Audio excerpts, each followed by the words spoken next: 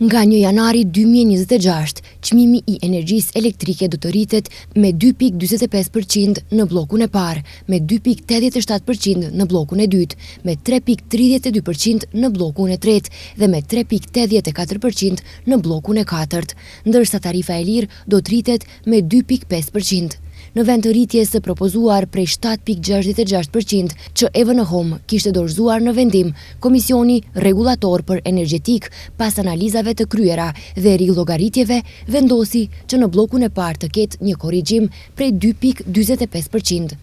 Në bllokun e dytë, çmimi do të rritet me 2,87%, ndërsa propozimi i EVN-Hom ishte në rritje prej 8,54%. Në bllokun e tretë, çmimi do të rritet me 3,32%, edhe pse ishte propozuar rritje prej 9,63%, ndërsa në bllokun e katërt, rritja është 3,84% në vend të 11,86% sa ishte propozuar, njoftoi sot kryetari i RKS, Marko Bislimovski.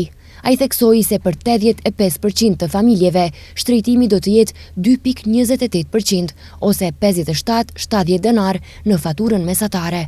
Sa i përket tarifës së lirë, EVN-Hom kishte propozuar rritje prej 3,96%, ndërsa RKE vendosi që ajo të korrigjohet në 2,50%.